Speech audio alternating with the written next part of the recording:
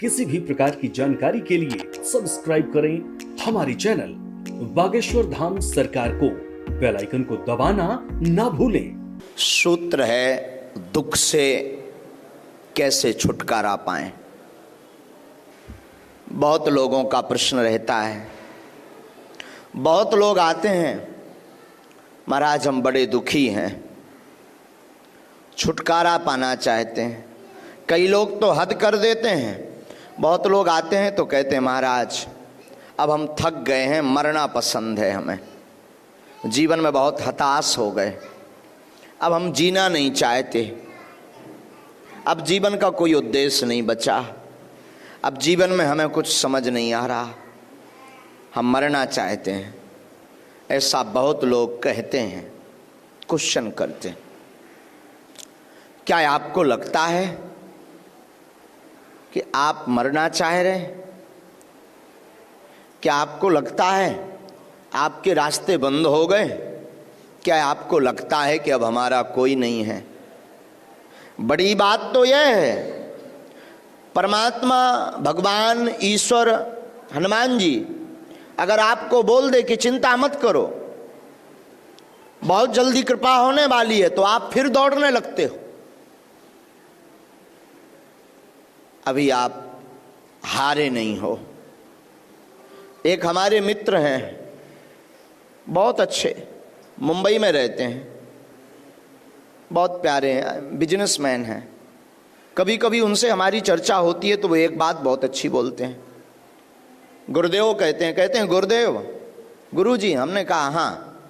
बोले जीवन में हारता वो व्यक्ति है जिससे जीत की चाह होती। हमने कहा मतलब?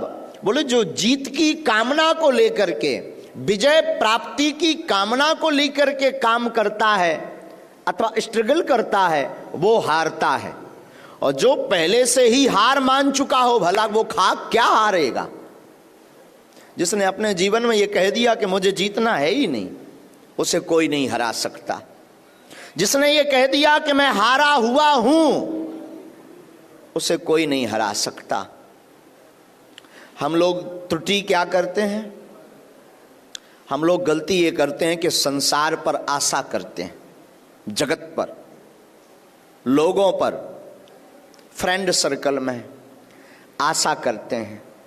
सत्य तो यह है कि जहां आशा है वहीं निराशा है, वहीं दुख है। जहां आपने आशा की वहीं दुख है। आपने बागेश्वर धाम से आशा की, बागेश्वर धाम पर किसी व्यक्ति से आशा की तो दुख है, पर बागेश्वर धाम पर बालाजी से आशा की, हनुमान जी से आशा की तो सुख प्राप्त होगा।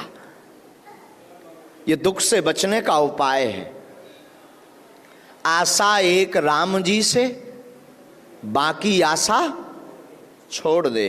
नाता एक राम जी का, दूजा नाता तोड़ दे। आशा अगर जीवन में रखनी है तो केवल राम जी से रखो, भगवान से रखो। तो बहुत लोगों का प्रश्न है महाराज दुखी रहते हैं, क्या उपाय? बढ़िया उपाय तो यही है कि सुखी होने के लिए मत घूमो, प्रसन्न होने के लिए मत घूमो। सबसे बढ़िया उपाय यह है, उत्तम उपाय यह है कि आप हमेशा ये विचार करो, हमें जो भी अपने जीवन में मिल रहा ईश्वर की कृपा से मिल रहा, और ईश्वर की कृपा का प्रसाद मानते हुए अगर पाएंगे, दुख को सुख को लेंगे, तो आप कभी दुखी नहीं रह सकते। दुख से बचने का यही उपाय है। आप लोग सोचो कि महाराज शायद कोई मंत्र बताएंगे दुख से बचने का। मंत्र तो दे देंगे, उपाय भी दे देंगे, टोटका भी दे देंगे, पर आप उसे संभाल नहीं पाओगे। पूछो कैसे? हमने उपाय बता दिया, आप मंत्र का जाप करो, समस्या का समाधान होगा। तो आप एक समस्या का समाधान तो कर लोगे, पर 3 खड़ी कर लोगे। जैसे उदाहरण, आपकी समस्या है मकान, मकान नहीं बन रहा, आप बड़े दुखी हैं, आप आए दरबार में, आपने जिज्ञासा की, आपने प्रश्न किया, आपने अर्जी लगाई, धोखे से आपको मंत्र मिल भी गया, उस मंत्र ने चमत्कार भी कर दिया, जाओ चिंता मत करो, मकान बन जाएगा। आपने मंत्र प्राप्त करते ही मंत्र का जप प्रारंभ कर दिया, लेकिन मकान बन गया, परंतु आपने 3 समस्याएं खड़ी कर ली।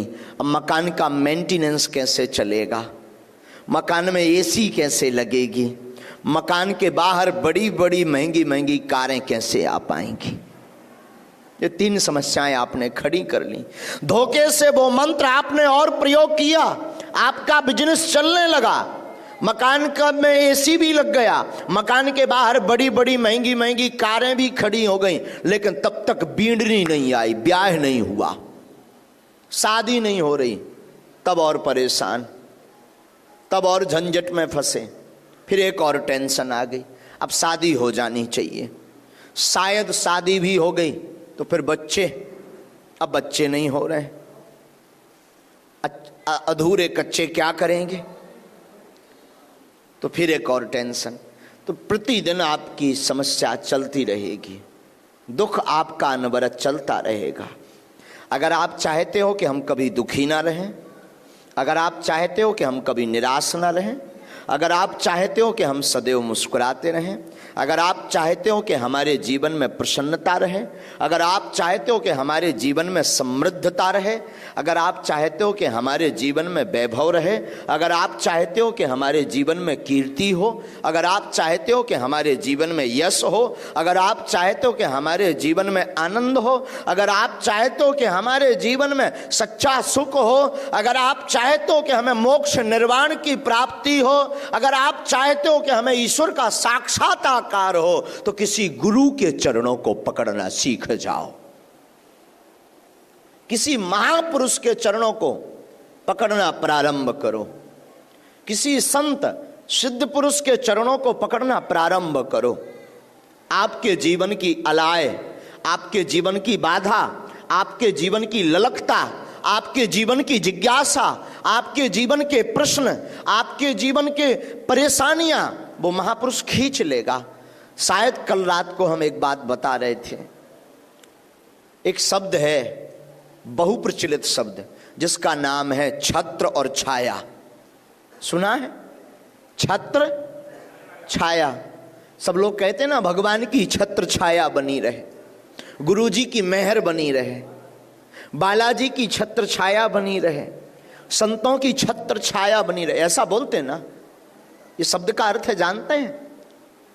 छत्र माने होता छाता, अंग्रेजी में जैसे कहते हैं अम्ब्रेला, छाता।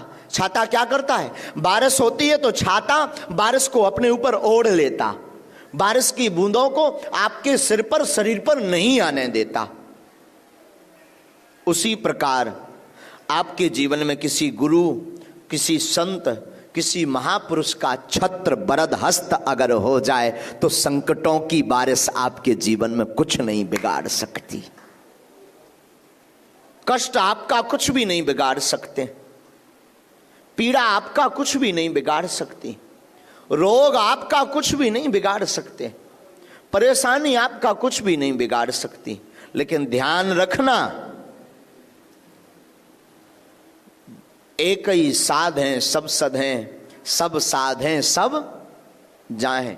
एक बात ध्यान रखना, बार बार अगर आप इष्ट को बदलोगे, बार बार अगर आप गुरु को बदलोगे, बार बार अगर आप परमात्मा को, ईश्वर को बदलोगे, कभी राम की पूजा, कभी श्याम की पूजा, कभी शिव की पूजा, कभी दुर्गा की पूजा, कभी देव की पूजा, तो कभी इंसान के भगवान की पूजा, आप बार बार बदलोगे तो घाटा खाओगे। गुरु, इष्ट और माता पिता एक होने चाहिए। माता पिता बदले नहीं जाते, वो तो एक ही होते हैं।